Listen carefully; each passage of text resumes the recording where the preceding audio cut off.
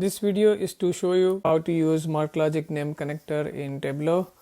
So the first thing is go to Tableau extension gallery, and on that you will find these MarkLogic connector, and on that download this MarkLogic connector. And then once you download, make sure you keep that MarkLogic connector file onto the required folder path based on the operating system.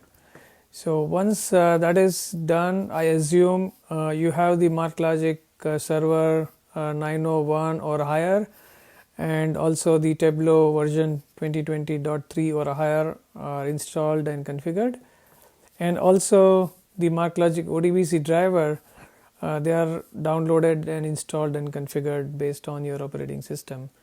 So once that is done, we just need to do one more small thing on the MarkLogic server, is to make sure that you have the MarkLogic application ODBC server set up for the application for which you want to create the dashboard and report.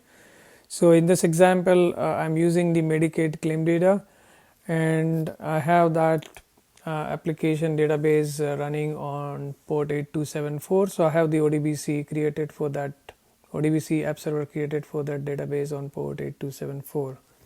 So once that is done, we're pretty much ready for us to use the MarkLogic name connector in Tableau. So let's go to Tableau and see how we can use that. So in Tableau, in the data source, you need to create the data source for this connecting to MarkLogic server. So for that, go to the connections, and in the add connection you will see bunch of named connector. MarkLogic is listed as one of the named connector. I'm using that, and then I will provide my MarkLogic server credentials, so the host address and the port. So as I said in this example, I'm using port 8274 for this demo database.